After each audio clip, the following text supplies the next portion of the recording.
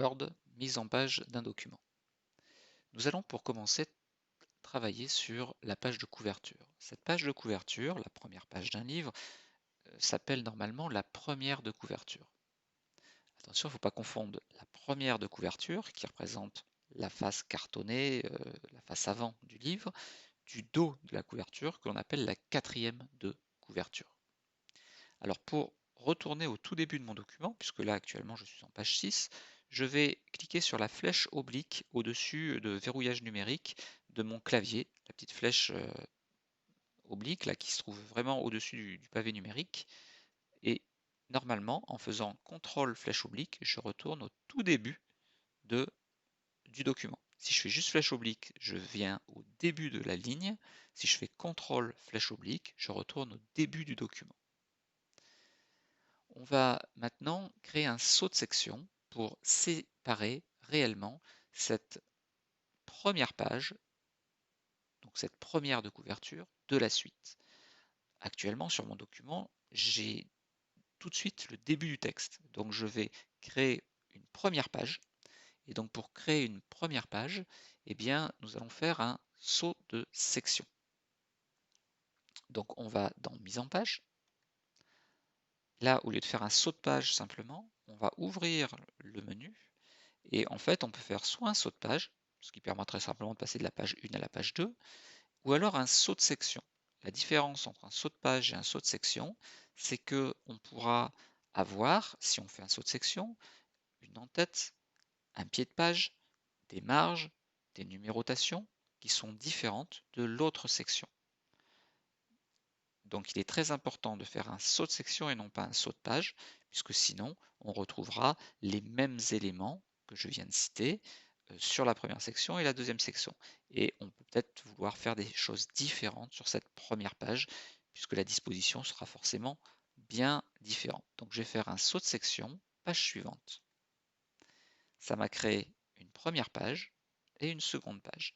Alors, pour bien voir la différence, je vais dans Accueil, je clique sur le petit bouton, là, le pied à l'envers, et on voit donc toutes les marques de paragraphe. Donc là, quand j'appuie sur Entrée, j'ai ce symbole-là. Quand j'appuie sur un espace, il y a un petit point. Et quand je fais un saut de section, en fait, on a deux lignes avec écrit saut de section, page suivante. On voit aussi qu'on a fait notre saut de section, puisque quand je suis ici en bas, on m'indique que je suis sur la section 1. Vous, si vous ne le voyez pas, il faut faire un clic droit sur la barre d'état et bien activer l'option section pour que la section s'affiche. Et quand je suis sur la page 2, voilà, donc là mon pointeur, mon curseur, il est bien en page 2, je vois que je suis en section 2. Et si je vais en page 4, par exemple, je suis toujours sur la section 2. Donc il n'y a que quand je suis sur la page 1 que je suis sur la section 1. Donc ça, c'est très important pour toute la suite du travail. Alors on va donc sur la première page mettre un titre à mon rapport. Donc je vais mettre avant le saut de section et je vais mettre ce titre qui sera Alter Investissement.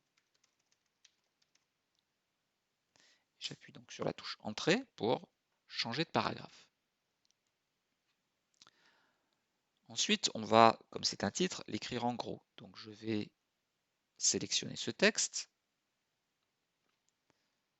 et le mettre en 52. Alors pour mettre du texte en 52, vous voyez que là je passe de 48 à 72. Donc si je veux réellement le mettre à 52, j'ai clique dans la petite case, j'efface le chiffre 11 et je tape 52. J'appuie sur Entrée et à ce moment-là, mon texte va apparaître en taille 52.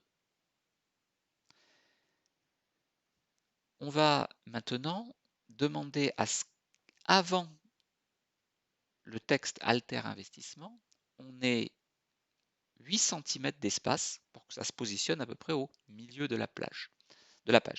Donc en fait, pour ouvrir le menu paragraphe, on a ici le groupe paragraphe avec les options les plus couramment utilisées. Et si je clique sur cette petite flèche, eh bien, ça va m'ouvrir le menu complet. Et je vais mettre un espacement avant de commencer le paragraphe, non pas de 0 point. Un point typographique, c'est 1/72 de pouce et un pouce, c'est 2,54 cm.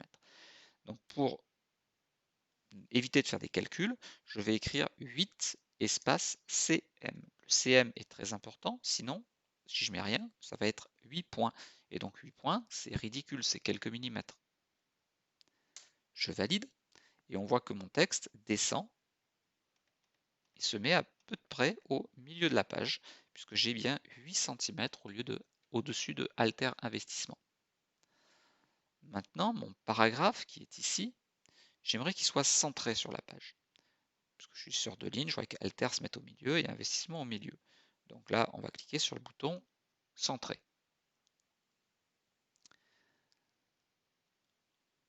On va essayer de faire un petit aperçu avant impression, qui sera plus précis que le facteur de zoom. Donc si je fais fichier imprimé, je ne vais pas imprimer, hein, mais il faut faire fichier imprimé pour voir un aperçu de ma première page Alter Investissement et des pages suivantes. Cette première page, j'aimerais changer les marges.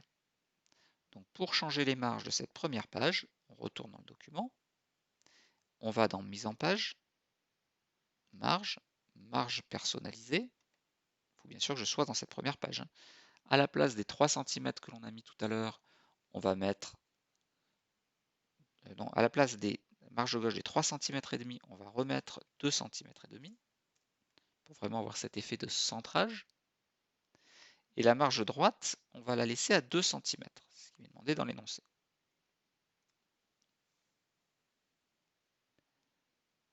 Et enfin, donc OK, voilà, donc là j'ai mon centrage qui se fait et du coup Alter Investissement apparaît sur une seule ligne et non pas sur deux comme tout à l'heure, tout en restant en page 52, en taille 52.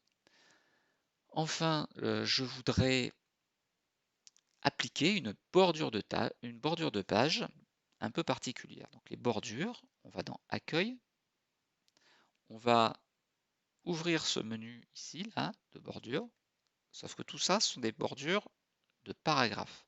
Donc je vais ouvrir le menu Bordure et trame, et au lieu de mettre une bordure de paragraphe, je vais faire une bordure de page. Donc je vais cliquer sur le deuxième onglet, et là, je veux un motif particulier. Il y en a plein, donc je vais choisir le motif que je veux. Ceux-là sont pas assez sobres. Je veux celui qui ressemble à une espèce de timbre. Alors, il faut le trouver parce que je ne sais plus trop où il est. Hop, il est ici. Voilà. Qui va s'appliquer à tout le document. Alors non, je ne veux pas qu'il s'applique à tout le document, je veux qu'il s'applique juste à cette page. Donc en fait, je vais ouvrir et là, je vais indiquer à cette section. Comme ça, il ne s'appliquera qu'à la première page. OK, puisque ma première section ne fait qu'une page.